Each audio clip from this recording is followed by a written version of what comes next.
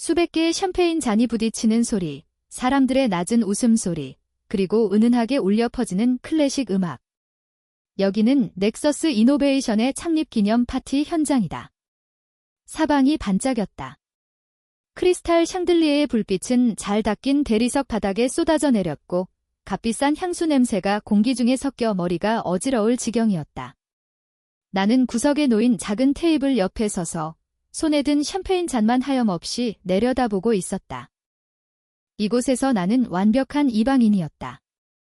내 이름은 한유나. 곧 넥서스에 인수될 작은 웹툰 회사 그린툰 스튜디오의 평범한 일러스트레이터. 오늘 이 파티에 참석한 이유는 단 하나, 회사의 대표님이 전 직원이 참석해야 한다고 신신당부를 했기 때문이다. 내 몸에 맞지 않는 어색한 드레스와 낯선 하이힐이 발을 조여왔다. 나는 그저 이 시간이 빨리 지나가기만을 바라고 있었다. 사람들은 무리를 지어 서로의 성공을 축하하고 미래를 약속하고 있었다. 그들의 대화 속에서 오가는 수십억 원짜리 프로젝트들은 나와는 전혀 다른 세상의 이야기였다. 나는 투명 인간처럼 조용히 서서 아무도 나에게 말을 걸지 않기를 빌었다. 그때였다. 웅성거리던 홀의 공기가 순간적으로 바뀌었다. 마치 거대한 파도가 밀려오기 전에 고요함처럼. 모든 사람의 시선이 한 곳으로 향했다. 그곳에는 권지혁 대표가 서 있었다. 넥서스 이노베이션의 신화, 업계의 냉혹한 천재. 그는 짙은 네이비색의 맞춤 정장을 입고 있었는데 그 모습은 마치 잘 벼려진 칼날처럼 차갑고 날카로워 보였다. 그는 누구와도 눈을 맞추지 않았지만 그의 존재감만으로도 주변의 모든 것을 압도했다. 사람들은 그에게 다가가고 싶어 하면서도 동시에 그의 차가운 아우라에 눌려감이 접근하지 못했다. 나는 본능적으로 몸을 더 움츠렸다. 제발 나를 보지 못하길. 그냥 이대로 공기처럼 사라져 버릴 수 있기를. 하지만 내 바람은 잔인하게 짓밟혔다. 권지혁 대표가 인파를 가르며 성큼성큼 내 쪽으로 걸어오고 있었다. 그의 발걸음 소리가 내 심장을 쿵쿵 울리는 것 같았다. 사람들의 시선이 그를 따라 내게로 향했다. 당황스러움과 공포에 숨이 턱 막혔다. 내가 뭘 잘못했나? 아니면 내 옷차림이 너무 초라해서 그의 심기를 거스른 건가? 마침내 그가 내 앞에 섰다. 나와 그의 사이에는 한 뼘 정도의 거리밖에 없었다. 그의 그림자가 나를 완전히 집어삼켰다. 나는 고개를 들 용기조차 나지 않아 바닥만 쳐다보았다. 그의 값비싼 구두코가 시야에 들어왔다. 한유나 씨. 낮고 차가운 목소리가 내 이름을 불렀다.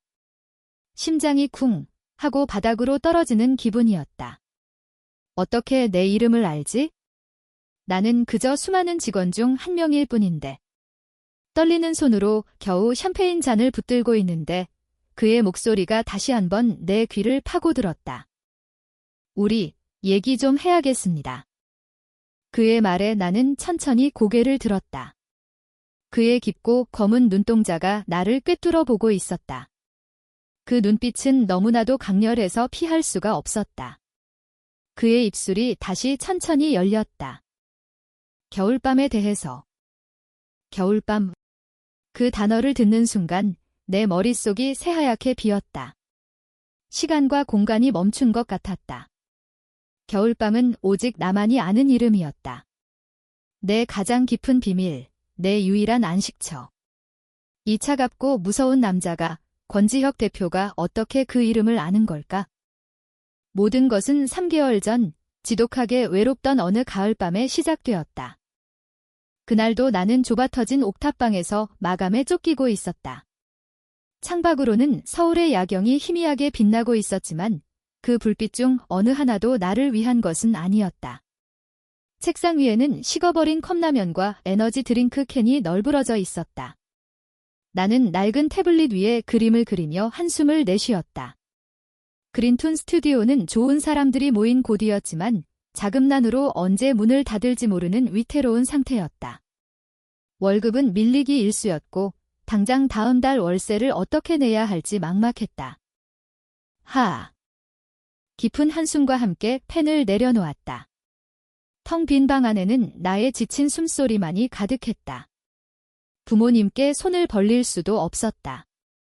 시골에서 작은 가게를 운영하시는 부모님은 내가 서울에서 번듯한 회사에 다니며 잘 지내고 있는 줄로만 아셨다. 실망시켜 드리고 싶지 않았다. 이런 내 속마음을 털어놓을 친구도 마땅치 않았다. 유일한 단짝인 소라가 있긴 했지만 항상 밝고 씩씩한 소라에게 나의 우울함을 전염시키고 싶지 않았다. 그때 문득 스마트폰 화면이 반짝였다. 익명 채팅 어플 속삭임의 알림이었다. 몇 달 전 외로움을 견디지 못해 충동적으로 설치한 어플이었다. 나는 해바라기라는 닉네임으로 활동하고 있었다. 현실의 나를 아무도 모르는 그곳에서 나는 가끔 내 그림이나 소소한 일상을 올리곤 했다. 겨울밤, 오늘 하루는 어땠나요? 해바라기님. 겨울밤. 그는 내가 올린 그림에 꾸준히 댓글을 남겨주던 사람이었다. 그의 닉네임처럼 그의 메시지는 늘 차분하고 따뜻했다. 나는 그의 메시지를 볼 때마다 왠지 모를 위안을 얻었다. 해바라기, 그냥 그랬어요. 마감에 쫓기고 라면으로 저녁을 때우고. 늘 똑같죠, 뭐. 나는 별 기대 없이 답장을 보냈다. 곧이어 바로 답이 왔다. 겨울밤, 힘든 하루였군요. 그래도 해바라기 님의 그림을 보면 그런 고단함 속에서도 피어나는 꽃 같아요. 늘 감탄하고 있습니다. 그의 말 한마디에 꽁꽁 얼어붙었던 마음 한구석이 스르르 녹아내리는 기분이었다. 누군가에게, 그것도 내 정체를 전혀 모르는 사람에게 받는 순수한 칭찬과 위로. 그것은 생각보다 훨씬 더 큰 힘을 가지고 있었다. 해바라기, 고맙습니다. 겨울밤님 덕분에 힘이 나네요. 겨울밤, 제가 한 건 아무것도 없는데요. 모든 건 해바라기 님 스스로의 힘입니다. 그날 이후 나와 겨울밤의 대화는 매일 밤 이어졌다. 우리는 서로의 이름도 나이도 사는 곳도 묻지 않았다. 그저 해바라기와 겨울밤으로서만 존재했다. 그는 내가 새로 그린 그림의 첫 번째 감상자가 되어주었고 나는 그의 지친 하루를 위로해주는 유일한 사람이 되었다.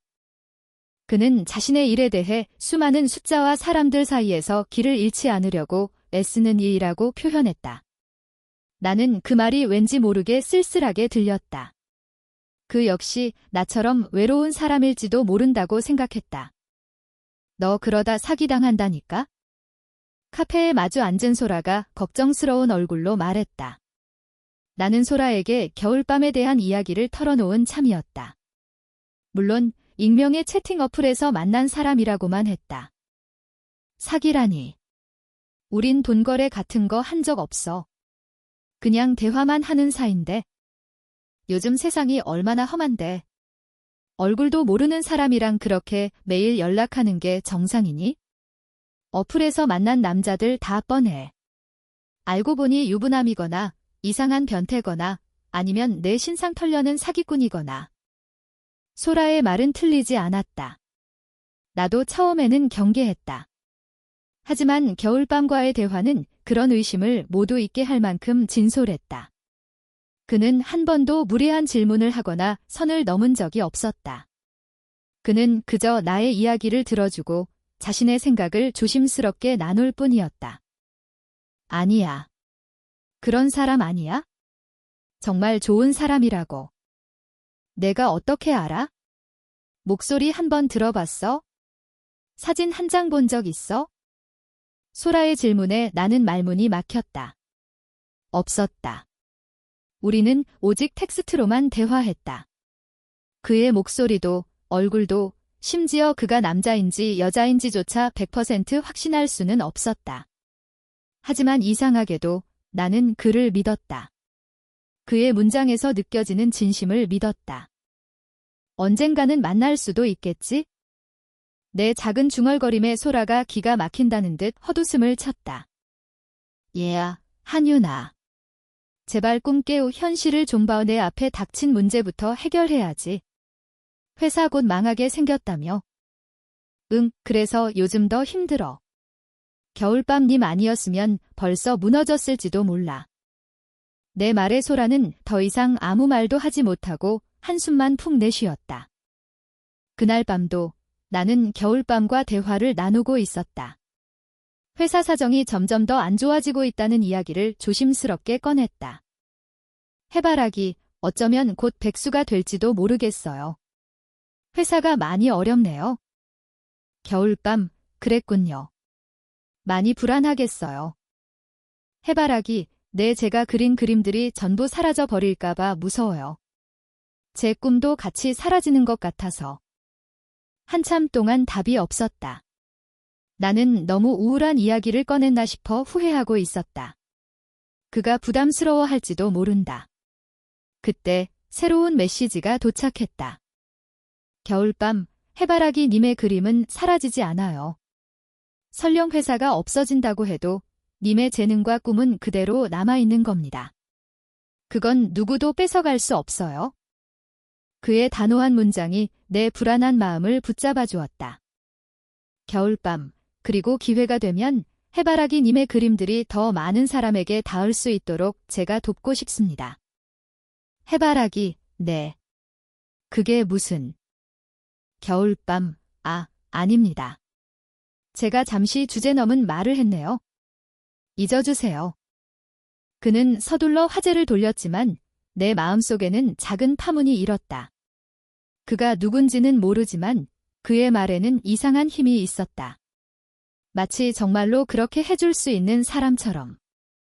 시간은 흘러 겨울이 다가왔다. 우리의 대화는 점점 더 깊어졌다. 나는 그에게 내 어린 시절 이야기, 그림을 시작하게 된 계기, 심지어 과거의 아픈 연애사까지 털어놓았다. 그는 언제나 최고의 청취자였다. 그는 결코 나를 판단하지 않았고 섣부른 조언을 하지도 않았다. 그저 내 이야기에 귀 기울이고 공감해 주었다. 나 역시 그의 고독에 대해 조금씩 더 알게 되었다. 그는 높은 자리에 있는 것처럼 보였지만 그만큼 더 외로운 사람이었다. 그의 주변에는 그의 지위나 능력을 보고 접근하는 사람들뿐 진정한 자신을 보여줄 수 있는 사람은 아무도 없다고 했다. 나는 점점 더 그에게 빠져들었다. 얼굴도 모르는 사람을 이렇게까지 좋아하게 될 수 있다는 것이 신기했다. 어쩌면 얼굴을 모르기 때문에 더 깊이 연결될 수 있었던 건지도 모른다. 우리는 서로의 겉모습이나 배경이 아닌 영혼의 민낯을 마주하고 있었다. 그러던 어느 날 밤, 그에게서 평소와는 다른 메시지가 왔다. 겨울밤, 해바라기 님. 겨울밤, 우리 한번 만나지 않을래요? 그 메시지를 보는 순간 심장이 쿵 하고 내려앉았다. 올 것이 왔다는 생각과 함께 두려움과 설렘이 동시에 밀려왔다. 우리의 완벽했던 디지털 세계가 현실과 부딪히는 순간이었다. 만약 현실의 그가 내가 상상하던 모습과 전혀 다르다면? 아니, 그보다 더 큰 문제는 현실의 내가 그의 기대를 무너뜨리면 어떡하지? 나는 그저 옥탑방에 사는 가난한 일러스트레이터일 뿐인데. 나는 핸드폰을 든 채로 한참을 망설였다. 손가락이 화면 위를 맴돌았지만 뭐라고 답해야 할지 알 수 없었다. 현실의 나는 초라했다. 변변한 직장도 내세울 만한 배경도 없었다.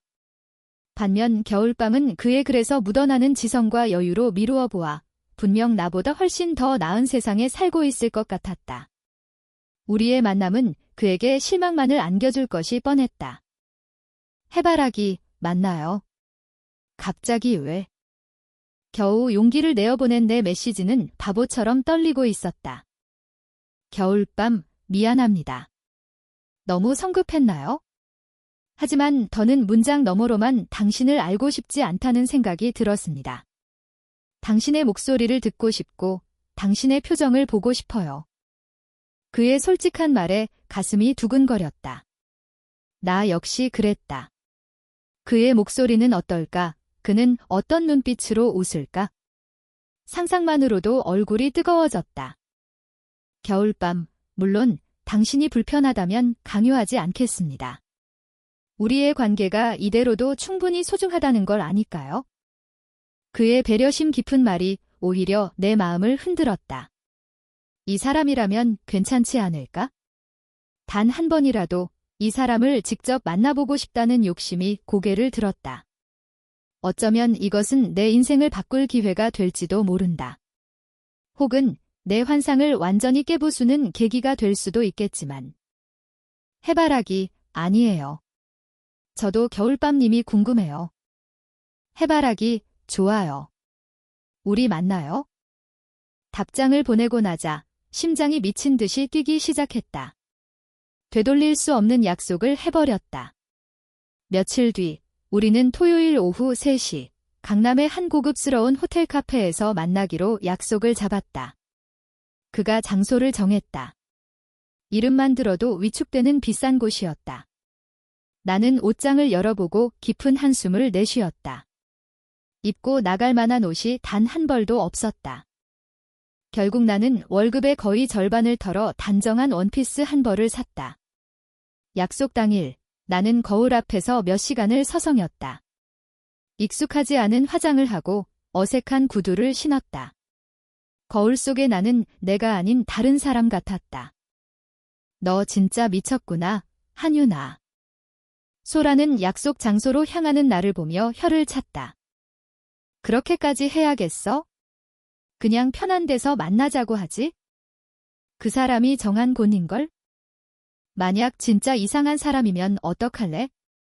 나오자마자 바로 나한테 전화해. 알았지? 소라의 걱정을 뒤로하고 나는 약속 장소로 향했다. 버스를 타고 가는 내내 손에서는 땀이 났다. 호텔 로비에 들어서는 순간 나는 압도적인 화려함에 숨을 제대로 쉴 수 없었다. 카페는 더했다. 조용한 클래식 음악과 향긋한 커피향, 그리고 나를 제외한 모든 사람들이 우아하고 여유로워 보였다. 나는 창가 쪽 작은 테이블에 자리를 잡았다. 겨울밤은 검은색 코트를 입고 있겠다고 했다. 나는 창밖을 바라보며 약속 시간인 3시가 되기만을 기다렸다. 시간이 흐를수록 불안감은 점점 더 커졌다. 3시가 되었고 3시 10분이 지났다. 그는 나타나지 않았다. 어쩌면 그는 내 사진을 미리 보고 실망해서 나오지 않은 걸까? 아니, 우리는 사진을 교환한 적이 없었다. 그럼 혹시 이건 그냥 짓궂은 장난이었을까? 나 혼자 북치고 장구치며 이곳까지 달려온 바보가 된 건 아닐까? 사람들의 시선이 모두 나를 비웃는 것 같았다. 얼굴이 화끈거렸다. 3시 20분. 나는 자리에서 일어나야겠다고 결심했다.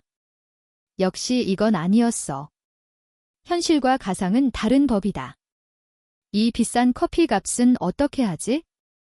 지갑을 열어보며 속으로 울상을 짓고 있을 때였다. 저기 혹시 해바라기님. 낯선 남자의 목소리에 고개를 들었다. 하지만 내 앞에 서 있는 사람은 검은색 코트를 입은 남자가 아니었다. 깔끔한 정장 차림의 젊은 남성, 누가 봐도 비서처럼 보이는 사람이었다. 네. 제가 한유나 아니 해바라기인데. 나는 무의식 중에 내 본명을 말할 뻔했다. 남자는 공손하게 고개를 숙이며 말했다. 죄송합니다. 대표님께서 급한 회의 때문에 조금 늦으신다고 합니다. 먼저 와서 기다리고 계시라고 해서? 대표님. 나는 어리둥절했다. 겨울밤이 회사의 대표라고?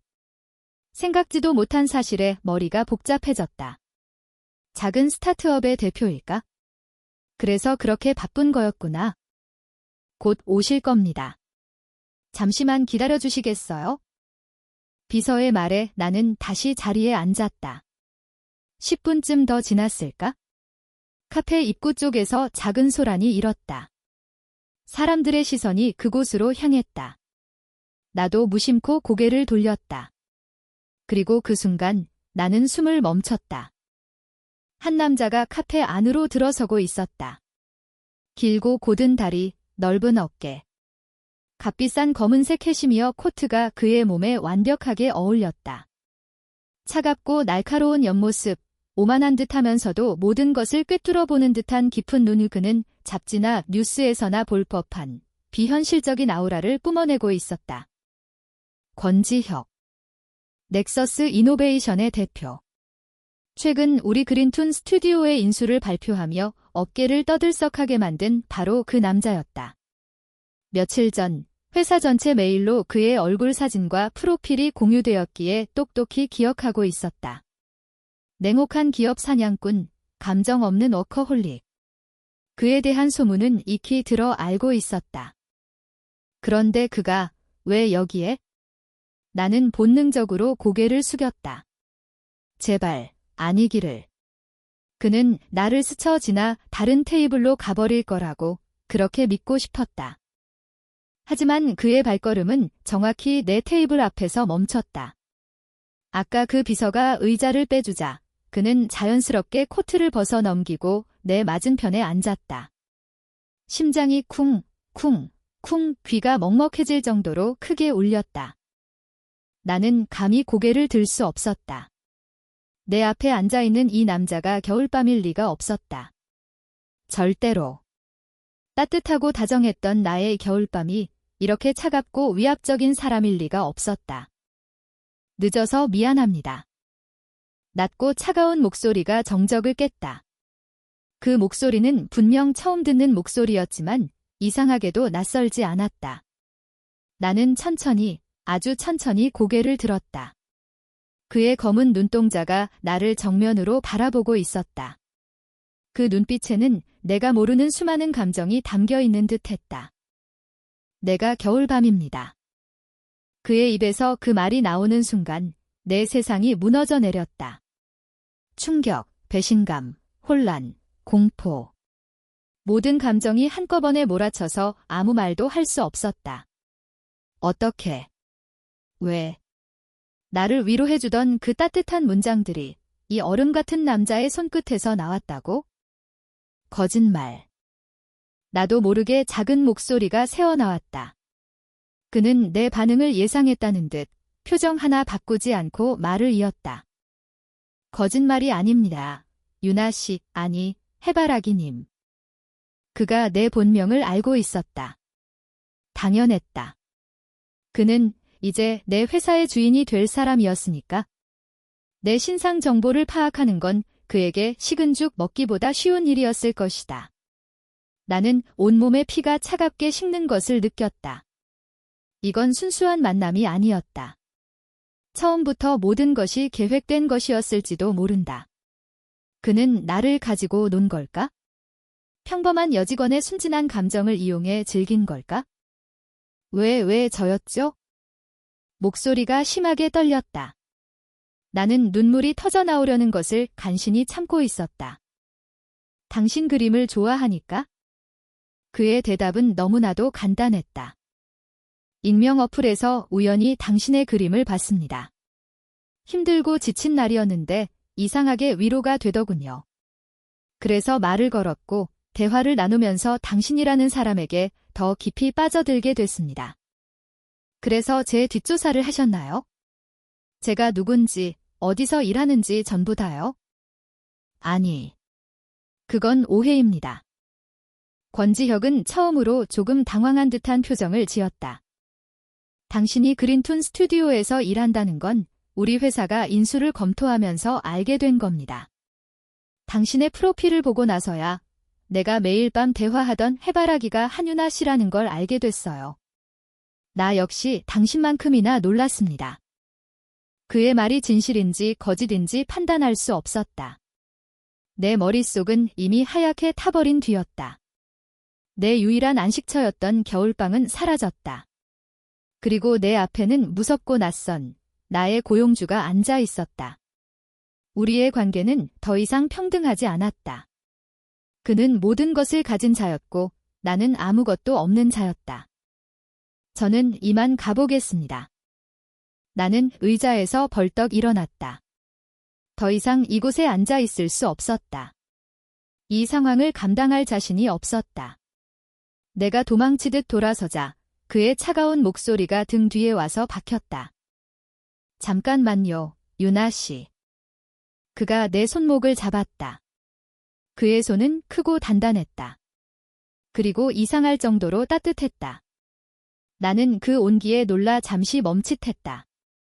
제발, 기회를 줘요. 내가 왜 그랬는지, 내 진심이 뭔지 설명할 기회를. 그의 눈빛이 절박하게 흔들리고 있었다. 늘 자신만만하고 냉정해 보이던 남자의 눈에서 그런 표정을 보게 될 줄은 몰랐다. 하지만 나는 그의 손을 뿌리쳤다. 됐습니다. 더 이상 듣고 싶지 않아요. 대표님과 저 사이에 무슨 진심이 있겠어요. 그냥 절 내버려 두세요. 나는 뒤도 돌아보지 않고 카페를 뛰쳐나왔다. 차가운 겨울바람이 내 뺨을 때렸다. 그제야 참았던 눈물이 본물 터지듯 흘러내렸다. 내가 사랑했던 겨울밤은 죽었다. 그는 처음부터 존재하지 않았던 환상이었다. 그리고 이제 나는 그 환상을 만들어낸 남자의 회사에서 그의 부하 직원으로 살아가야 했다. 이보다 더 끔찍한 현실이 또 있을까? 집으로 돌아오는 길, 핸드폰이 미친 듯이 울렸다. 발신자는 겨울밤이었다. 나는 망설임 없이 그의 번호를 차단했다. 그리고 속삭임 덧플을 삭제했다. 나의 디지털 낙원은 그렇게 산산조각이 났다. 다음 주 월요일, 출근하는 발걸음이 천근만근 무거웠다. 그린툰 스튜디오는 공식적으로 넥서스 이노베이션에 인수되었다. 사무실 분위기는 어수선했다. 어떤 이는 거대 기업의 일원이 된 것을 기뻐했고, 어떤 이는 앞으로의 구조조정을 걱정했다. 나는 그저 모든 것이 꿈이기를 바랐다. 오후에 전체 회의가 소집되었다. 권지혁 대표가 직접 우리 스튜디오를 방문한다는 소식이었다. 직원들이 모두 회의실에 모였다. 얼마 지나지 않아 회의실 문이 열리고 권지혁이 비서와 함께 들어섰다. 그는 며칠 전 카페에서 봤을 때와 똑같이 완벽한 정장 차림이었다. 하지만 그의 시선은 그날보다 훨씬 더 차갑고 공적으로 느껴졌다. 그는 회의실을 한번 쓱 훑어보더니 내 자리에서 아주 잠깐 시선을 멈췄다. 나는 심장이 멎는 것 같아 얼른 고개를 숙였다. 그는 인수합병의 과정과 앞으로의 계획에 대해 간결하고 냉정하게 설명했다. 그의 목소리에는 어떤 감정도 실려있지 않았다. 정말 저 사람이 나와 밤새 다정한 대화를 나누던 이 겨울밤이 맞을까? 의심이 들 정도였다. 회의가 끝나고 직원들이 하나둘씩 자리로 돌아갔다. 나는 최대한 눈에 띄지 않게 빠져나가려고 했다. 바로 그때 내 등 뒤에서 그 목소리가 들렸다. 한윤아 씨, 잠시 내 사무실로 오시죠. 모든 직원들의 시선이 다시 한번 내게로 쏠렸다. 나는 사형 선고를 받은 죄인처럼 굳은 얼굴로 그를 따라 나설 수밖에 없었다. 그의 뒤를 따라 대표실로 지정된 작은 방으로 들어서는 내내 등 뒤로 동료들의 궁금한 시선이 따갑게 박혔다. 문이 닫히는 순간 세상과 단절된 듯한 무거운 침묵이 내려앉았다. 권지혁은 등을 돌린 채 창밖을 내다보고 있었다. 그의 넓은 등이 왠지 모르게 외로워 보였지만 나는 그런 감상에 빠질 여유가 없었다. 심장이 불안하게 요동쳤다. 그가 무슨 말을 하려는 걸까? 나를 해고하려는 걸까? 앉아요. 그가 뒤돌아보지 않고 말했다. 그의 목소리는 여전히 차가웠다. 나는 로봇처럼 그의 맞은편 의자에 뻣뻣하게 앉았다. 그는 천천히 몸을 돌려 나를 마주 보았다. 그의 깊은 눈동자가 나를 샅샅이 훑는 것 같아 숨이 막혔다. 그날 미안했습니다. 예상치 못한 사과였다. 나는 놀라서 그를 쳐다보았다. 당신을 속이려던 건 아니었어요. 단지 어떻게 말해야 할지 몰랐을 뿐입니다. 내가 겨울밤이라는 걸 알면 당신이 나를 지금처럼 피할 거라는 걸 알았으니까. 그의 말은 변명처럼 들렸다. 하지만 그의 목소리에는 희미한 진심이 묻어 있었다. 나는 여전히 경계심을 풀지 않았다. 대표님께서 저를 어떻게 생각하시든 이제 상관없는 일입니다. 저는 그저 이 회사의 직원일 뿐이고 대표님은 제 상사시니까요. 공과 사는 구분했으면 좋겠습니다. 나는 최대한 단호하게 말했다. 그에게 더 이상 어떤 희망도 미련도 주고 싶지 않았다. 내 말에 그의 눈썹이 미세하게 꿈틀거렸다. 공과 사. 그가 나지막이 그 말을 읊조렸다. 그러더니 그는 책상 위에 놓인 서류 하나를 내 쪽으로 밀었다. 그럼 공적인 이야기부터 하죠. 한유나 씨의 작품들 전부 검토했습니다. 네. 재능은 있지만 다듬어지지 않았어요. 컨셉은 좋지만 대중성이 부족합니다. 우리 넥서스 웹툰 플랫폼의 방향과는 맞지 않아요. 그의 평가는 칼날처럼 날카로웠다. 내 모든 것이 부정당하는 기분이었다. 가슴 한구석이 시큰거렸다. 겨울밤은 늘 내 그림을 칭찬해줬는데 그는 내 그림 속에서 가능성을 보고 나를 응원해줬는데 지금 내 앞에 있는 이 남자는 그저 냉정한 사업가일 뿐이었다. 그래서 제 프로젝트는 중단되는 건가요? 아니요. 내가 직접 디렉팅할 겁니다. 네. 대표님께서 직접요? 나는 내 귀를 의심했다. 넥서스 이노베이션의 CEO가 고작 일러스트레이터 한 명의 작품을 직접 디렉팅하겠다고? 말도 안 되는 소리였다. 왜죠? 다른 팀장님들도 계신데. 내 마음에 들지 않으니까. 그리고 이건 내 권한입니다. 그의 대답은 오만했지만 흔들림이 없었다. 나는 그의 의도를 도무지 알 수 없었다. 이건 사적인 감정일까? 아니면 정말로 공적인 판단일까? 혹은 나를 자신의 곁에 묶어두려는 수단일까? 어떤 쪽이든 나에게는 끔찍한 일이었다. 그날 이후 나의 지옥 같은 회사 생활이 시작되었다. 권지혁은 정말로 내 일거수일투족을 감시하고 지시하기 시작했다. 그는 매일 아침 나를 자신의 사무실로 불렀다. 내가 밤새 그린 콘티를 보며 그는 사소한 것 하나하나까지 지적했다. 이 캐릭터의 감정선이 제대로 보이지 않아. 눈빛을 더 절박하게 그려요. 배경이 너무 밋밋해. 좀 더 입체적인 구도를 연구해봐요. 대사가 너무 진부해. 독자들이 공감할 수 있는 현실적인 대사로 다시 써와요. 그의 지적은 항상 옳았다. 그게 더 나를 미치게 만들었다. 나는 반박할 수 없었고 그저 밤을 새워 그의 요구대로 수정 작업을 해야 했다. 동료들은 그런 나를 이상한 눈으로 쳐다보기 시작했다. 왜 대표가 유독 한유나에게만 저렇게까지 신경을 쓰는 걸까? 수군거리는 소리가 들려왔다. 하지만 그의 집착은 회사 안에서 끝나지 않았다. 어느 날 내가 야근을 마치고 지친 몸을 이끌고 퇴근할 때였다. 회사 앞에 낯익은 검은색 세단 한 대가 서 있었다. 권지혁이었다. 그는 차창을 내리고 나를 불렀다. 타요. 데려다 주겠습니다. 괜찮습니다.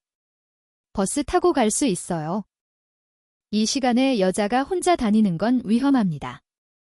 이건 상사로서 하는 배려입니다. 그는 상사라는 단어에 힘을 주어 말했다. 나는 거절할 수 없었다. 그의 차에 타는 내내 숨막히는 어색함이 흘렀다. 그는 아무 말 없이 운전만 했다.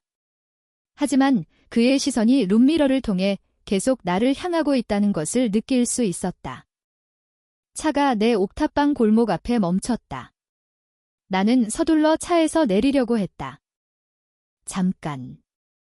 그가 나를 불렀다. 그리고는 차에서 내리더니 내 손에 쇼핑백 하나를 쥐어주었다. 이게 뭐예요? 저녁. 쇼핑백 안에는 고급 레스토랑에서 포장해온 따뜻한 음식들이 들어있었다. 이런 거 안 주셔도 돼요? 매일 라면만 먹는 거 다 압니다. 건강 해치지 말아요. 그것도 업무 능력에 영향을 미치니까. 그는 또다시 이를 핑계로 댔다. 하지만 그의 눈빛은 걱정으로 가득 차 있었다. 그것은 내가 알던 겨울밤의 눈빛과 닮아 있었다. 나는 혼란스러웠다. 이 남자를 대체 어떻게 받아들여야 할까? 냉혹한 CEO 권지혁과 다정한 겨울밤. 어떤 것이 그의 진짜 모습일까? 그의 이런 행동들은 나를 점점 더 고립시켰다. 특히 새로 우리 팀의 팀장이 된 강서진의 질투는 노골적이었다. 강서진은 넥서스 본사에서 온 유능한 인재였다. 그녀는 아름다웠고 야망이 넘쳤으며 공공연하게 권지혁에게 호감을 표시하고 있었다. 그런 그녀의 눈에 권지혁의 특별한 관심을 받는 내가 곱게 보일 리가 없었다. 유나 씨, 이거 어제 대표님께 보고 드린 기획안인데 다시 검토해서 수정 좀 해줄래요? 오늘 오후까지. 그녀는 아침부터 산더미 같은 서류를 내 책상 위에 던지듯 내려놓았다. 그건 원래 내 업무가 아니었다. 명백한 괴롭힘이었다. 팀장님, 이건 제 담당 업무가 아닌데요. 어머, 그랬나? 하지만 대표님께서 유나 씨의 기획력을 높이 평가하시잖아요. 이 정도는 할 수 있죠? 그녀는 비웃듯이 웃으며 내 어깨를 툭 쳤다. 나는 아무 말도 할 수 없었다. 결국 나는 내 웹툰 작업은 뒤로 미룬 채 밤늦게까지 그녀가 던져준 일들을 처리해야 했다. 그날 밤 나는 결국 몸살이 나고 말았다. 며칠간의 과로와 스트레스가 한꺼번에 몰려온 탓이었다. 다음 날 아침 나는 자리에서 일어날 수조차 없었다. 머리는 깨질 듯이 아팠고 온몸이 불덩이 같았다. 결국 나는 회사에 병가를 낼 수밖에 없었다. 여보세요? 소라야, 나 아파서 죽을 것 같아. 나는 간신히 소라에게 전화를 걸어 앓는 소리를 냈다. 뭐? 너 괜찮아? 내가 지금 죽 사서 갈게. 소라의 걱정스러운 목소리에 눈물이 핑 돌았다. 역시 내게는 소라밖에 없었다. 전화를 끊고 끙끙 앓고 있는데 잠시 후 현관문 초인종이 울렸다. 벌써 소라가 도착한 건가? 나는 힘겹게 몸을 일으켜 문을 열었다. 그리고 그 자리에 얼어붙었다. 문 앞에는 소라가 아닌 권지혁이 서 있었다. 그는 정장 차림이 아닌 편안한 니트와 면바지를 입고 있었다. 그의 한 손에는 약 봉투가, 다른 한 손에는 죽이 담긴 보온통이 들려 있었다. 대표님이 여길 어떻게? 김 비서에게 들었습니다. 아프다고. 그는 내 대답을 기다리지 않고 익숙하게 안으로 들어와 내 이마에 손을 짚었다. 그의 차가운 손이 뜨거운 내 이마에 닿자 나는 소스라치게 놀라 뒤로 물러섰다. 열이 심하잖아. 병원은 갔어요. 아니요, 그냥 좀 쉬면. 미련하게 굴지 말고. 우선 이 약부터 먹어요. 그는 나를 침대에 눕히고 보온통에서 김이 모락모락 나는 죽을 그릇에 덜었다. 그리고는 숟가락으로 죽을 떠서 내 입가에 가져다 댔다. 자, 먹어요. 제가 먹을 수 있어요. 나는 그의 손을 밀어내려 했지만 힘이 들어가지 않았다. 그는 내 저항을 무시하고 끈질기게 숟가락을 내밀었다. 그의 눈빛은 완고했다. 결국 나는 어린아이처럼 그가 떠먹여주는 죽을 받아먹을 수밖에 없었다. 따뜻한 죽이 목으로 넘어가자 얼어붙었던 몸이 조금씩 풀리는 것 같았다. 왜 저한테 이렇게까지 하시는 거예요? 죽을 다 먹고 나자 나는 힘없는 목소리로 물었다. 그는 잠시 아무 말 없이 나를 바라보았다.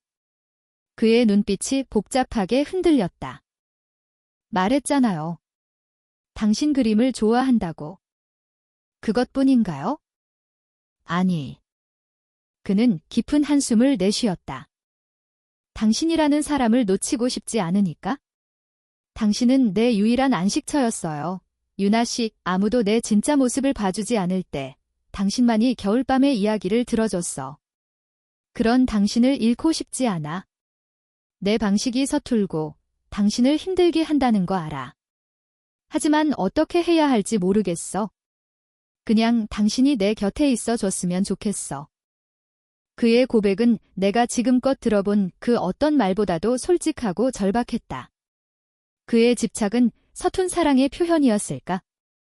나를 괴롭히던 그의 행동들이 사실은 나를 보호하고 지키려는 그의 어설픈 방식이었을까? 나는 혼란스러웠다. 그를 밀어내야 한다는 이성과 그의 진심에 흔들리는 감정이 머릿속에서 치열하게 싸우고 있었다. 그가 내민 약을 먹고 잠이 들었다. 꿈속에서 나는 겨울밤과 대화를 나누고 있었다. 그는 여전히 따뜻하고 다정했다.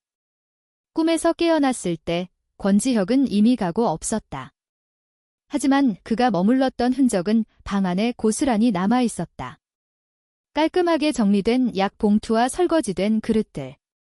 그리고 내 머리맡에 놓인 작은 메모지. 푹 쉬어요. 내일은 출근하지 말고. 겨울밤이. 겨울밤이라는 이름에 내 심장이 다시 한번 크게 내려앉았다. 그의 메모를 본 이후 내 마음은 더욱 복잡해졌다. 냉혹한 CEO 권지혁과 다정한 겨울밤. 둘은 더 이상 별개의 인물이 아니었다. 그는 두 가지 모습을 모두 가진 한 사람이었다. 그리고 나는 그의 서툴지만 절박한 진심을 외면할 수 없게 되었다. 며칠 후 건강을 회복하고 회사로 복귀했을 때 나는 그를 이전과는 조금 다른 시선으로 바라보게 되었다. 하지만 나의 작은 변화와는 상관없이 회사의 상황은 나에게 점점 더 불리하게 돌아가고 있었다. 강서진 팀장의 괴롭힘은 날이 갈수록 교묘하고 집요해졌다. 그녀는 내가 아파서 자리를 비운 사이 내가 진행하던 웹툰 프로젝트의 사사건건 트집을 잡기 시작했다. 유나 씨, 이 캐릭터 디자인은 너무 올드하지 않아요? 요즘 트렌드랑은 전혀 안 맞는데. 이 스토리라인은 독자들의 흥미를 끌기엔 너무 평면적이야. 좀 더 자극적인 요소가 필요하지 않을까? 그녀는 팀원들이 모두 모인 회의 자리에서 공개적으로 나를 망신 주었다. 그녀의 말에는 권지혁 대표의 의중이 반영된 것이라는 뉘앙스가 섞여 있었다. 팀원들은 강 팀장의 말에 동조하며 나를 압박했다. 순식간에 나는 능력 없고 트렌드에 뒤처진 작가가 되어 있었다. 권지혁의 특별 대우를 받는다는 소문 때문에 아무도 내 편을 들어주지 않았다. 나는 완벽하게 고립되었다. 나는 억울했지만 반박할 수가 없었다. 여기서 내가 권지혁과의 관계를 해명할 수도 없는 노릇이었다. 그저 입술을 깨물며 그녀의 비난을 감수해야 했다. 회의가 끝나고 자리로 돌아왔을 때 권지혁에게서 메시지가 왔다. 대표실로. 짧고 간결한 명령이었다. 나는 무거운 발걸음을 옮겼다. 그의 방에 들어서자 그는 나를 기다렸다는 듯이 의자에서 일어났다. 회의에서 있었던 일 들었습니다. 왜 아무 말도 하지 않았죠? 그건 강 팀장의 개인적인 의견일 뿐 내 뜻이 아니라는 걸 왜 해명하지 않았습니까? 제가 무슨 말을 할 수 있겠어요? 제가 무슨 말을 한들 누가 믿어주기나 하겠어요? 대표님과 저에 대한 이상한 소문만 더 커질 뿐이에요. 내 목소리에는 원망이 가득했다.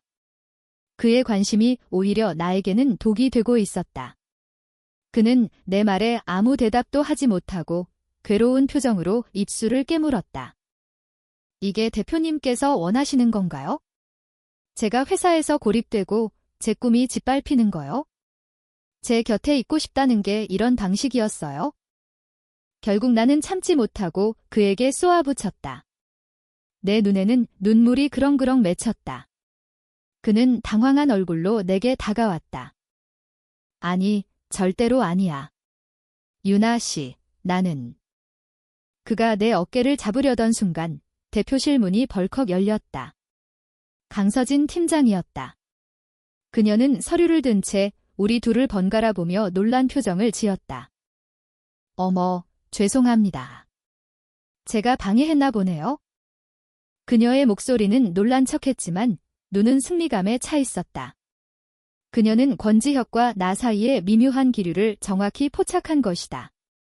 권지혁은 재빨리 나에게서 손을 떼고 차가운 표정으로 돌아왔다. 무슨 일이죠, 강 팀장? 아, 다음 분기 신규 프로젝트 기획안 결제받으러 왔습니다. 그런데 두 분이 중요한 이야기를 하고 계신 것 같아서. 강서진은 일부러 중요한 이야기라는 단어에 힘을 주었다. 나는 쥐구멍에라도 숨고 싶은 심정이었다. 나가보겠습니다. 나는 서둘러 대표실을 빠져나왔다. 등 뒤로 강서진의 의심과 경멸이 가득한 시선이 느껴졌다. 그날 이후 강서진의 공격은 더욱 거세졌다. 그녀는 교묘하게 다른 팀원들을 선동해 내 업무를 방해했고 내가 제출한 모든 기획안을 사소한 트집을 잡아 반려했다. 그리고 마침내 그녀는 결정적인 한 방을 준비했다.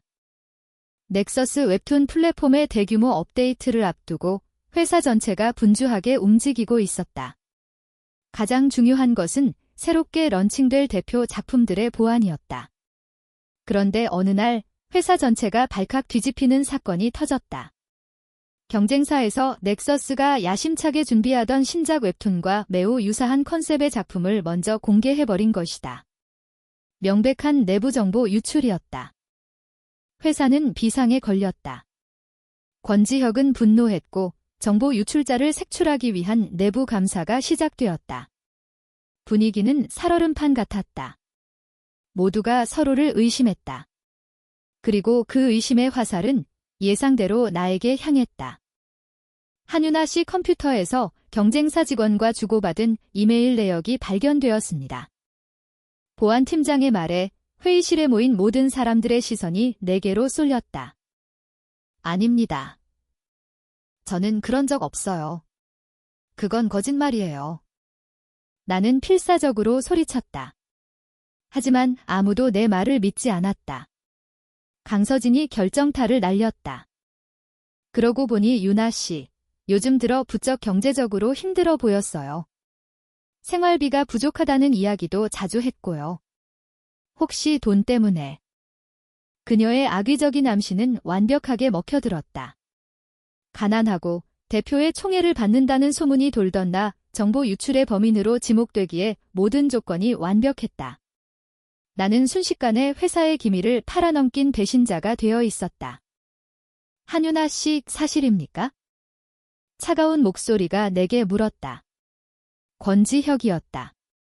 그의 얼굴은 어떤 감정도 읽을 수 없을 만큼 차갑게 굳어 있었다. 나는 그를 바라보았다. 제발, 당신만은 나를 믿어달라고. 나는 당신의 겨울밤이 위로해주던 해바라기라고. 눈으로 애원했다. 하지만 그는 그저 나를 쳐다볼 뿐이었다. 그의 침묵은 나에게 사형 선고나 다름없었다. 나는 징계위원회에 회부되었다. 해고는 물론이고 막대한 손해배상 청구까지 당할 위기에 처했다. 내 인생은 끝나는 것 같았다. 변호사를 선임할 돈도 내 무죄를 증명할 방법도 없었다.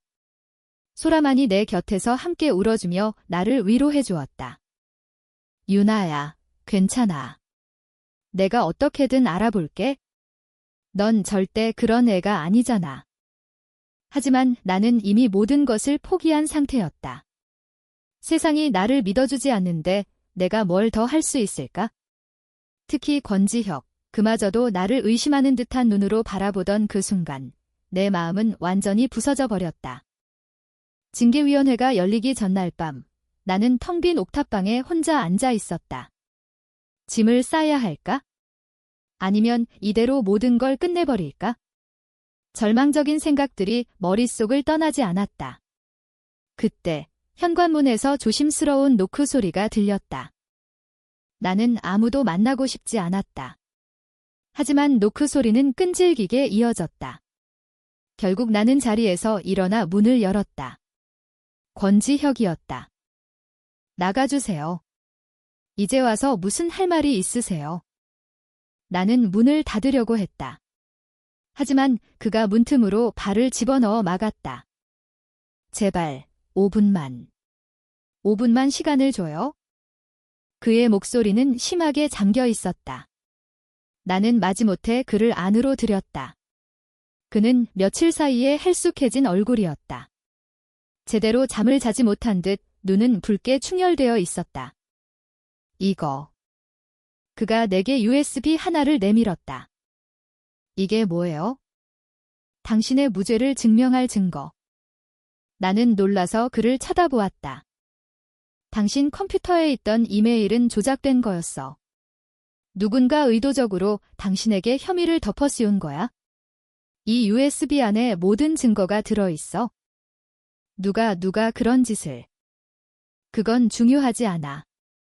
중요한 건 당신은 아무 잘못이 없다는 거야. 나는 떨리는 손으로 USB를 받아 들었다.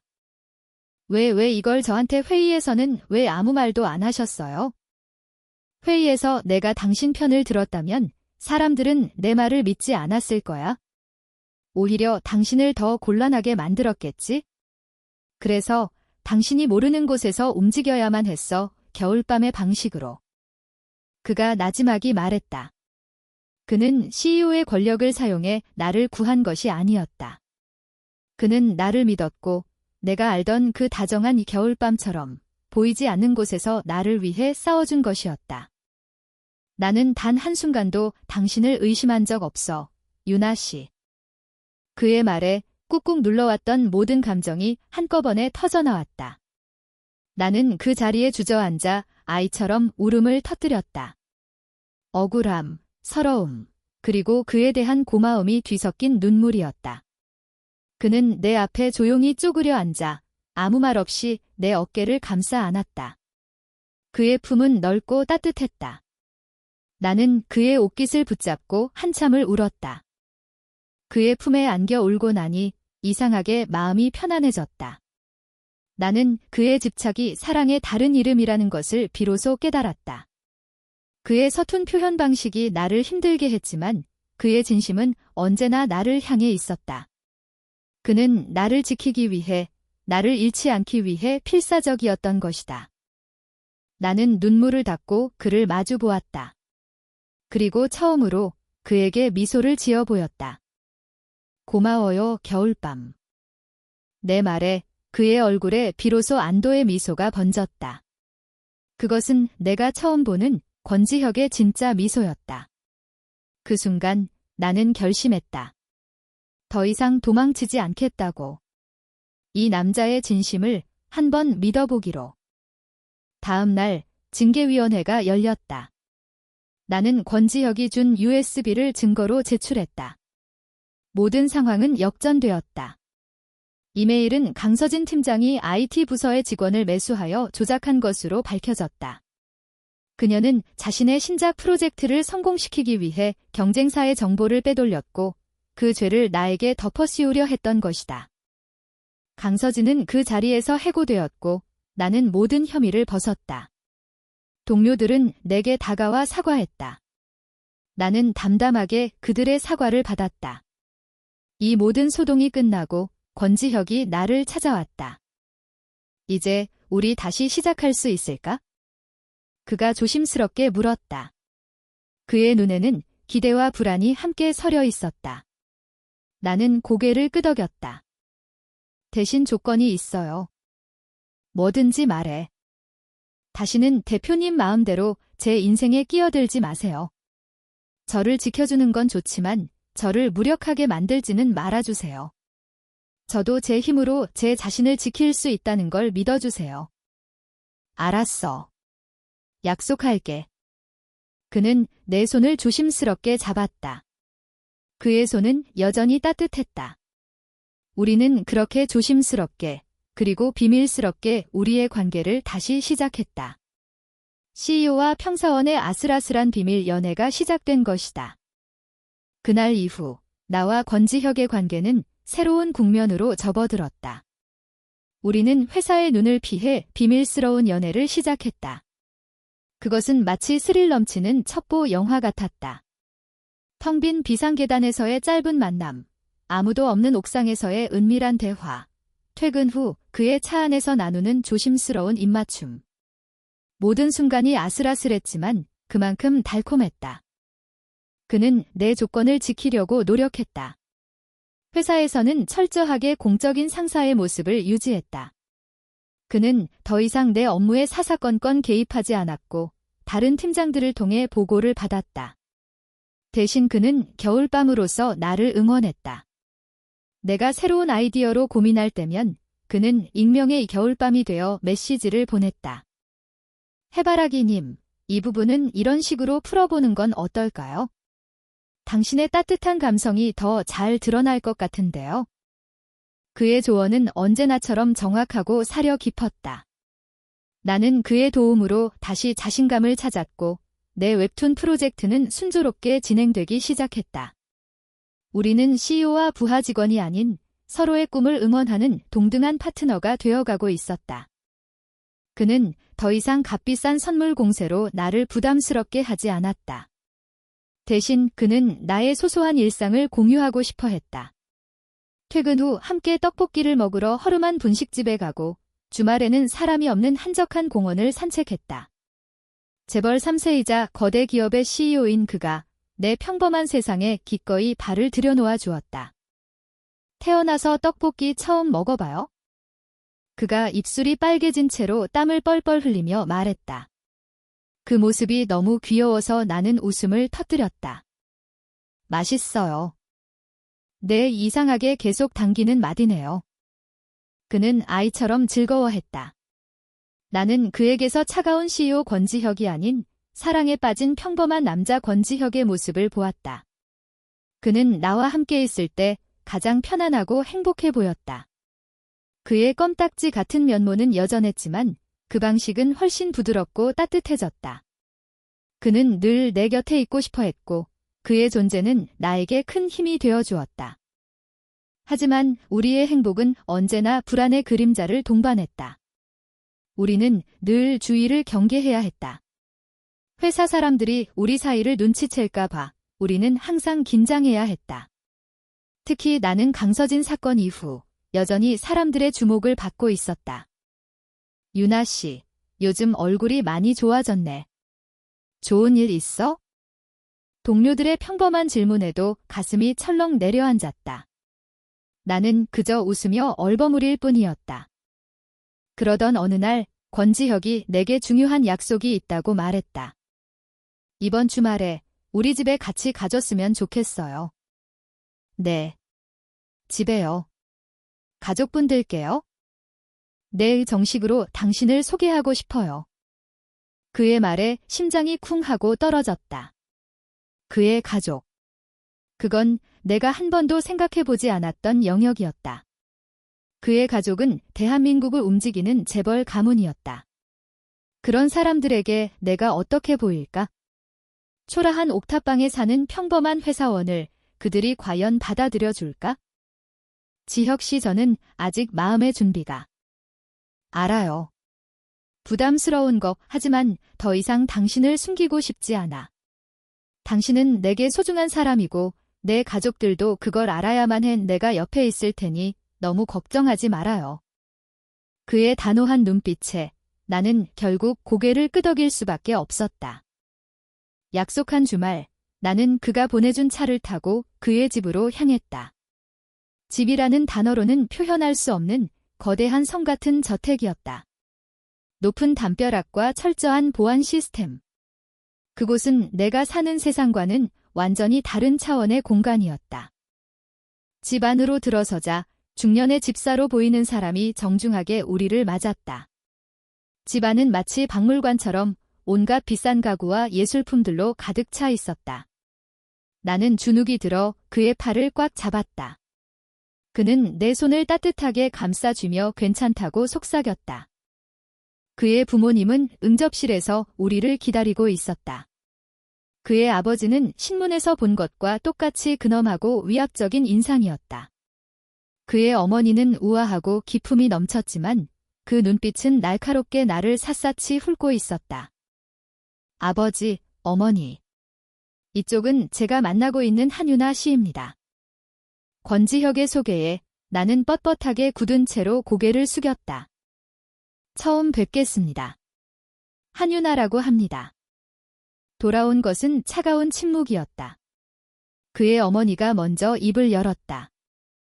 앉으렴. 그녀의 목소리는 상냥했지만 어딘가 모르게 싸늘했다. 나는 소파 끝에 겨우 걸터 앉았다. 듣자 하니 우리 지혁이 회사 직원이라고? 네, 그렇습니다. 부모님은 뭘 하시는 분들이니? 질문은 계속되었다. 나의 학벌, 나의 가족, 나의 성장 배경. 마치 취조를 당하는 기분이었다. 나는 최대한 공손하고 침착하게 대답하려 애썼지만 그들의 눈에 담긴 경멸과 무시를 숨길 수는 없었다. 그들에게 나는 그저 아들의 자리에 어울리지 않는 근본 없는 여자일 뿐이었다. 지혁아. 잠깐 나 좀 보자. 그의 아버지가 차가운 목소리로 지혁을 불렀다. 지혁은 불안한 눈으로 나를 한번 쳐다보고는 아버지를 따라 서재로 들어갔다. 응접실에는 나와 그의 어머니 단둘만 남았다. 그녀는 우아하게 찻잔을 내려놓고 나를 똑바로 쳐다보았다. 유나 씨라고 했나? 솔직하게 말해줄래요? 우리 지혁이한테 원하는 게 뭐죠? 네. 돈. 아니면 이 집안의 며느리 자리? 유나 씨 같은 아가씨들을 내가 한두 번 본 게 아니라서 말이야. 그녀의 말은 비수처럼 내 가슴에 박혔다. 나는 모욕감에 얼굴이 새빨갛게 달아올랐다. 저는 지혁 씨를 사랑하는 것뿐입니다. 다른 건 아무것도 원하지 않아요. 사랑. 재밌는 말이네. 그 사랑이라는 게 얼마나 갈 것 같아. 우리 지혁이가 어떤 세상에 사는 사람인지 유나 씨는 감당할 수 있겠어? 괜히 지혁이 앞길 막지 말고 이쯤에서 깨끗하게 물러나는 게 어때? 원하는 게 돈이라면 내가 충분히 챙겨줄 수 있는데. 그녀는 수표책을 꺼내려는 듯한 신용까지 했다. 드라마에서나 보던 막장 같은 상황이 내 눈앞에서 펼쳐지고 있었다. 나는 더 이상 참을 수 없었다. 저는 돈 때문에 지혁 씨를 만나는 게 아닙니다. 그리고 회장님의 돈은 필요 없습니다. 나는 자리에서 벌떡 일어났다. 바로 그때 서재에서 나온 지혁이 굳은 얼굴로 우리에게 다가왔다. 어머니, 지금 무슨 말씀을 하시는 겁니까? 지혁아, 너는 이 애한테 단단히 홀렸구나. 정신 차려. 저런 애가 우리 집안에 어울린다고 생각하는 거니? 모자의 고성이 오갔다. 나는 그 자리에 서 있는 것 자체가 고통이었다. 내가 사랑하는 사람이 나 때문에 가족과 싸우고 있었다. 이 모든 게 나 때문이었다. 나는 그의 세상에 어울리지 않는 존재라는 것을 뼈저리게 깨달았다. 죄송합니다. 제가 먼저 가보겠습니다. 나는 도망치듯 그 집을 뛰쳐나왔다. 지혁이 내 뒤를 따라오며 소리쳤지만 나는 듣지 않았다. 차가운 밤 공기를 맞으며 무작정 걸었다. 눈물이 쉴 새 없이 흘러내렸다. 우리의 사랑은 이렇게나 큰 장벽 앞에 놓여 있었다. 과연 우리가 이 모든 것을 극복할 수 있을까? 엎친 데 덮친 격으로 더 큰 위기가 우리를 기다리고 있었다. 우리가 권지혁의 집에서 나오는 모습을 누군가 몰래 촬영하고 있었던 것이다. 그리고 그 사진은 얼마 지나지 않아 인터넷 연예 매체의 메인 기사로 터져나왔다. 넥서스 이노베이션 권지혁 대표, 평사원과 비밀 열애. 재벌가 로맨스인가, 부적절한 사내 연애인가? 기사는 삽시간에 퍼져나갔다. 내 사진과 신상이 무방비하게 공개되었다. 사람들은 나를 신데렐라를 꿈꾸는 여우 혹은 대표를 홀린 불효우라고 부르며 비난했다. 회사 사람들의 시선은 더욱 차가워졌다. 나는 한순간에 대한민국에서 가장 유명한 스캔들의 주인공이 되어 있었다. 권지혁은 즉시 법무팀을 동원해 기사를 내리려고 애썼지만 이미 엎질러진 물이었다. 그의 가족들은 노발대발했다. 특히 그의 아버지는 그에게 최후 통첩을 날렸다. 그 여자랑 당장 헤어져라. 그렇지 않으면 넥서스 대표 자리에서 물러날 각오를 해야 할 거다. 회사의 주가까지 폭락하기 시작했다. 나의 존재가 내가 사랑하는 남자의 모든 것을 무너뜨리고 있었다. 나는 그를 위해 무엇을 해야 할까? 그의 곁을 지키는 것이 과연 그를 위한 길일까? 아니면 그의 어머니가 말했던 것처럼 그의 앞길을 위해 깨끗하게 사라져주는 것이 맞는 걸까? 절망의 끝에서 나는 가장 고통스러운 선택을 해야만 했다. 나는 그에게 마지막 메시지를 남겼다. 우리 헤어져요. 당신을 위해서, 그리고 나를 위해서. 미안해요. 그리고 고마웠어요. 나의 겨울밤. 나는 사직서를 제출하고 그날 밤으로 옥탑방에 짐을 쌌다. 그리고 아무에게도 알리지 않은 채 서울을 떠났다. 핸드폰 번호를 바꾸고 모든 SNS 계정을 삭제했다. 나는 그의 세상에서, 그리고 모두의 세상에서 완벽하게 사라져 버렸다. 서울을 떠나 내가 향한 곳은 바다가 보이는 작은 시골 마을이었다. 어릴 적 할머니와 함께 잠시 살았던 기억이 남아있는 곳, 나는 낡고 허름한 민박집에 작은 방 하나를 얻었다. 방창문 너머로는 회색빛 겨울바다가 끝없이 펼쳐져 있었다. 파도 소리가 내 복잡한 마음을 조금이나마 잠재워주는 것 같았다. 나는 모든 것을 잃었다. 사랑, 꿈, 그리고 내 이름까지. 서울에서 한윤아는 스캔들의 주인공일 뿐이었다. 이곳에서 나는 그저 아무도 아닌 존재였다. 처음 며칠은 방 안에 틀어박혀 잠만 잤다. 먹지도 씻지도 않고 그저 죽은 듯이 누워 있었다. 권지혁의 얼굴이, 그의 절박했던 목소리가 끊임없이 나를 괴롭혔다. 그를 떠나온 것이 정말로 옳은 선택이었을까? 후회와 죄책감이 파도처럼 밀려왔다. 하지만 나는 알고 있었다. 내가 그의 곁에 머물렀다면 그는 모든 것을 잃었을 것이다. 그의 꿈, 그의 자리, 그리고 그의 가족까지. 나는 그의 발목을 잡는 족쇄가 되고 싶지 않았다. 그를 진정으로 사랑했기에 그를 놓아주어야만 했다. 그것이 내가 그에게 해줄 수 있는 마지막 사랑의 방식이었다.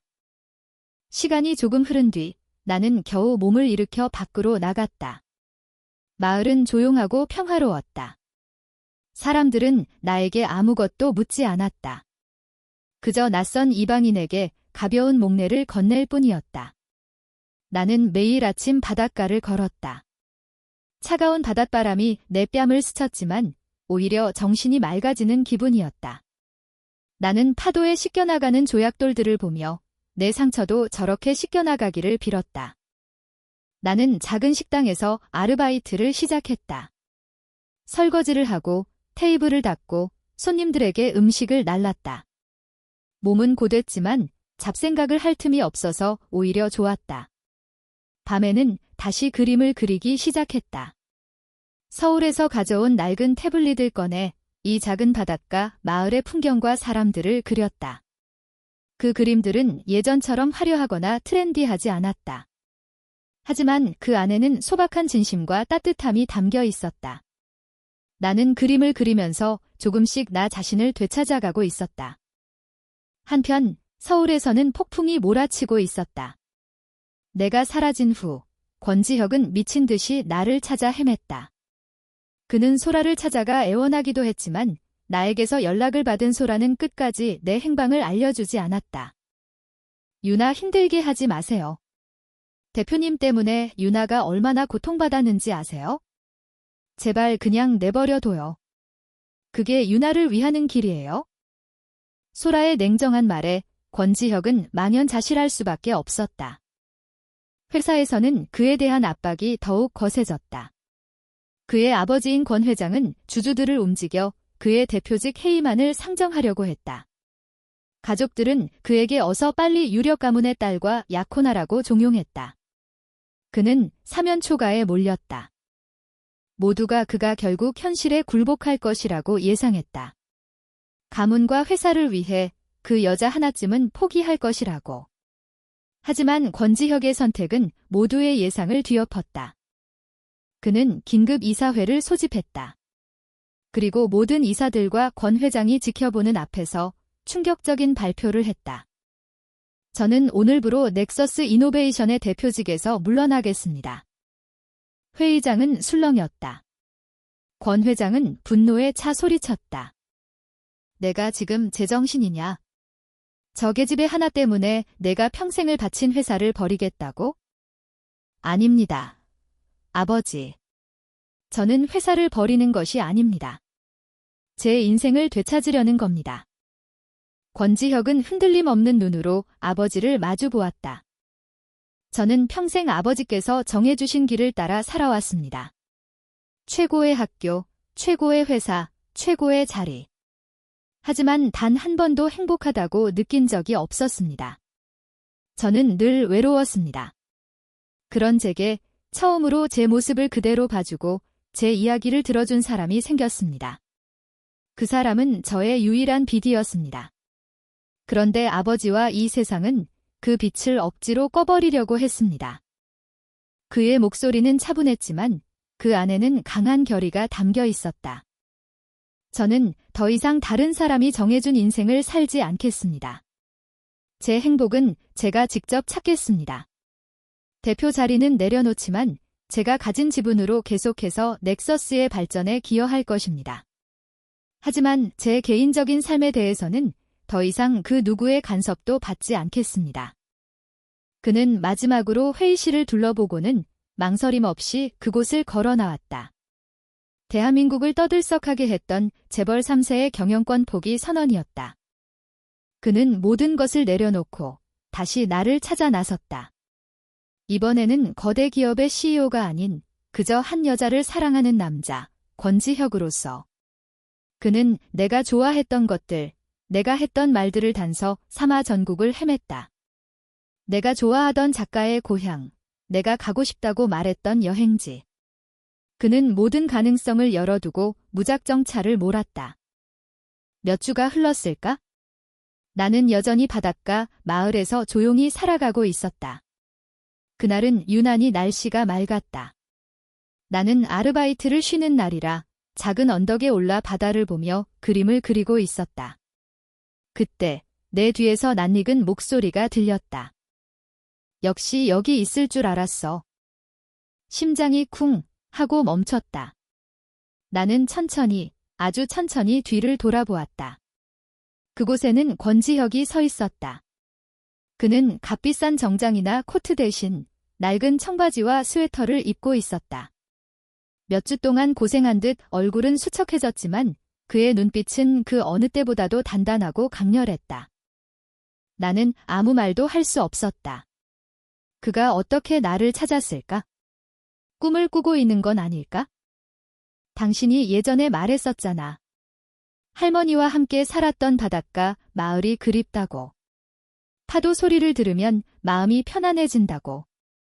그는 내가 속삭임 너플에서 무심코 했던 말을 모두 기억하고 있었다. 그는 천천히 내게 다가와 내 앞에 섰다. 미안해. 그의 첫 마디는 사과였다. 당신을 사랑해서 미안한 게 아니야. 내 사랑의 방식이 틀려서 미안해. 당신을 지킨다는 핑계로 당신을 더 외롭게 만들어서 미안해. 내 세상으로 당신을 억지로 끌어들이려고 해서 당신에게 너무 큰 상처를 줘서 미안해. 그의 눈에서 눈물 한 방울이 흘러내렸다. 나는 태어나서 처음으로 그의 눈물을 보았다. 내 마음도 함께 무너져 내렸다. 왜 여기까지 왔어요? 모든 걸 다 버리고. 당신 없이는 아무것도 의미가 없으니까. 그가 내 손을 잡았다. 넥서스 대표 자리도, 우리 집안의 후계자 자리도 당신 없이는 나에게 아무 의미 없어. 유나야. 내가 가진 모든 걸 버려도 괜찮아. 하지만 너는 안 돼. 너만은 절대로 포기 못해. 그의 절절한 고백에 내가 애써 쌓아 올렸던 이성의 벽이 허물어졌다. 나 역시 그를 단 한순간도 잊은 적이 없었다. 매일 밤 그의 꿈을 꾸었고 매일 아침 그의 생각에 눈을 떴다. 그를 너무나도 사랑했기에 떠나왔지만 내 마음은 여전히 그를 향해 있었다. 나는 당신의 모든 걸 망가뜨렸어요. 나는 당신에게 어울리지 않아요. 아니. 넌 내 세상을 망가뜨린 게 아니야? 넌 나를 처음으로 진짜 세상에 살게 해줬어. 너야말로 내 세상의 전부야. 유나야, 제발 나에게 다시 한번 기회를 줘. 이번에는 절대 너를 힘들게 하지 않을게. 내 세상에 내가 들어갈게. 내가 어디에 있든 내가 너의 곁을 지킬게. 그는 내 앞에 무릎을 꿇었다. 세상에서 가장 오만하고 강해 보였던 남자가 내 앞에서 모든 자존심을 버리고 사랑을 구걸하고 있었다. 나는 더 이상 내 마음을 속일 수 없었다. 나는 울면서 고개를 끄덕였다. 그가 나를 힘껏 끌어안았다. 우리는 차가운 겨울 바닷바람 속에서 서로의 온기를 느끼며 한참을 그렇게 서 있었다. 우리의 길고 길었던 겨울이 드디어 끝나고 있었다. 우리가 재회한 후 세상은 변한 것이 없었다. 여전히 사람들은 우리를 향해 손가락질했고 권지혁의 가족들은 그를 외면했다. 하지만 우리에게는 더 이상 그런 것들이 중요하지 않았다. 서로의 곁에 있다는 사실만으로도 충분했다. 권지혁은 정말로 내 세상으로 들어왔다. 그는 서울의 모든 것을 정리하고 내가 머물던 이 작은 바닷가 마을에 작은 집을 얻었다. 그는 더 이상 수십억짜리 프로젝트를 지휘하는 CEO가 아니었다. 그는 아침 일찍 일어나 나와 함께 바닷가를 산책하고 서툰 솜씨로 아침 식사를 준비했다. 처음에는 계란 프라이 하나도 제대로 만들지 못해 태우기 일쑤였지만 그는 포기하지 않고 매일 나를 위해 요리를 했다. 오늘은 좀 먹을 만하지? 그가 기대에 찬 눈으로 나를 바라보았다. 나는 그의 서툰 요리를 맛있게 먹으며 웃었다. 네, 세상에서 제일 맛있어요. 그는 내 칭찬 한마디에 어린아이처럼 기뻐했다. 나는 그의 그런 소박한 모습이 너무나도 사랑스러웠다. 나는 내가 일하던 작은 식당에 그를 데려갔다. 식당 아주머니는 훤칠한 그를 보고 깜짝 놀라며 누구냐고 물었다. 제 남자친구예요. 내가 수줍게 말하자 아주머니는 아이고 인물이 훤하네. 우리 유나한테 잘해줘야 해 라며 그의 등을 툭툭 쳤다. 그는 어색해하면서도 공손하게 허리를 숙여 인사했다. 그는 더 이상 높은 곳에서 세상을 내려다보는 사람이 아니었다. 그는 내 눈높이에서 나와 함께 평범한 일상을 살아가는 사람이 되었다. 물론 현실적인 문제들이 없는 것은 아니었다. 그는 모든 것을 내려놓았지만 여전히 넥서스 이노베이션의 대주주였다. 가끔씩 서울에서 김 비서가 내려와 회사와 관련된 중요한 서류들을 전달해주곤 했다. 그럴 때면 그는 다시 날카로운 사업가의 얼굴로 돌아가 몇 시간씩 일에 몰두했다. 나는 그가 자신의 꿈과 열정을 완전히 포기한 것이 아님을 알았다. 지혁 씨, 혹시 후회하지 않아요? 어느 날 밤 함께 별을 보며 걷다가 내가 조심스럽게 물었다. 서울에서의 삶, 당신이 이뤄왔던 모든 것들요. 그는 잠시 걸음을 멈추고 나를 바라보았다. 그의 눈빛은 밤하늘의 별처럼 깊고 따뜻했다. 후회. 전혀. 나는 지금 내 인생에서 가장 행복한 시간을 보내고 있어. 그가 내 손을 꽉 잡았다. 물론 일에 대한 열정은 여전히 남아있어. 하지만 예전처럼 일에 내 모든 것을 바치지는 않을 거야. 이제 나에게는 일보다 더 소중한 게 생겼으니까. 바로 너라는 존재. 나는 일과 사랑, 둘 다 가질 거야. 예전에는 그 균형을 맞추는 법을 몰랐지만 이제는 알 것 같아. 너와 함께라면 나는 뭐든지 할 수 있어? 그의 말은 나에게 큰 용기를 주었다. 나 역시 더 이상 과거의 상처에 얽매여 있지 않기로 했다. 나는 그와 함께 새로운 미래를 그려나가기 시작했다. 나는 바닷가 마을에서의 경험을 바탕으로 새로운 웹툰을 기획했다. 도시 생활에 지친 주인공이 작은 시골 마을에서 위로를 얻고 성장해나가는 이야기. 그 이야기에는 나의 경험과 감정이 고스란히 담겨 있었다. 권지혁은 내 첫 번째 독자이자 가장 든든한 지원군이었다. 그는 내 그림을 보며 진심으로 감탄했고 때로는 날카로운 조언으로 내 작품의 완성도를 높여주었다. 유나야, 이 웹툰 정식으로 연재해보는 게 어때? 네. 하지만 어느 플랫폼에서 저 같은 작가를 받아주겠어요? 왜 없어? 여기 있잖아. 그는 빙그레 웃으며 넥서스 웹툰 플랫폼을 가리켰다. 하지만 회사 사람들이 더 이상 다른 사람 시선은 신경 쓰지 마. 내 작품은 충분히 훌륭하고 독자들은 작가의 과거나 스캔들이 아닌 작품의 진정한 가치를 봐줄 거야. 내가 그렇게 만들게? 그의 지지와 격려 속에서 나는 용기를 내어 해바라기, 바다를 만나다라는 제목의 웹툰을 넥서스 플랫폼에 정식으로 투고했다. 결과는 놀라웠다. 내 웹툰은 연재 초반부터 독자들 사이에서 입소문을 타기 시작했다. 사람들은 꾸며지지 않은 진솔한 이야기와 따뜻한 그림체에 열광했다. 악성 댓글도 있었지만 대부분은 작품 자체를 응원하는 긍정적인 반응이었다. 나는 비로소 스캔들의 주인공 한유나가 아닌 웹툰 작가 한유나로 인정받기 시작했다. 시간이 흘러 우리의 관계에도 변화가 찾아왔다. 권 회장은 아들의 고집을 꺾을 수 없다는 것을 깨닫고 마침내 우리를 받아들이기로 했다. 그는 직접 바닷가 마을로 우리를 찾아왔다. 그는 여전히 무뚝뚝했지만 나를 바라보는 그의 눈빛에서 이전과 같은 경멸은 찾아볼 수 없었다. 이놈이 너 때문에 아주 속을 썩인다. 책임져야 할 게야. 그가 툭 던지듯 말했지만 그건 그 나름의 허락이라는 것을 알 수 있었다. 권지혁은 넥서스의 대표 자리로 복고하지는 않았지만 이사회 의장으로서 회사의 중요한 결정에 참여하며 자신의 능력을 발휘했다. 그는 서울과 바닷가 마을을 오가며 일과 사랑의 균형을 완벽하게 찾아냈다. 그리고 마침내 따스한 봄날. 우리는 바다가 보이는 작은 성당에서 조촐한 결혼식을 올렸다. 하객은 소라와 김비서, 그리고 몇몇 마을 사람들 뿐이었다. 나는 직접 디자인한 소박한 드레스를 입었고 그는 나비 넥타이가 조금 어색한 듯 연신 매무새를 만졌다. 신랑 권지혁 군은 신부 한유나 양을 아내로 맞아 기쁠 때나 슬플 때나 부유할 때나 가난할 때나 건강할 때나 아플 때나 언제나 사랑하고 존중하며 죽음이 두 사람을 갈라놓을 때까지 남편으로서의 도리를 다할 것을 맹세합니까? 네, 맹세합니다. 그가 흔들림 없는 목소리로 대답하며 나를 바라보았다.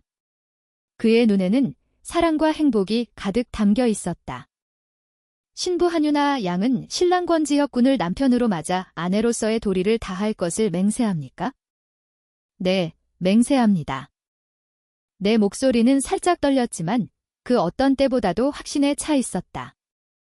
우리가 반지를 교환하고 입을 맞추었을 때 창밖으로 따스한 봄 햇살이 쏟아져 들어와 우리를 축복해 주었다.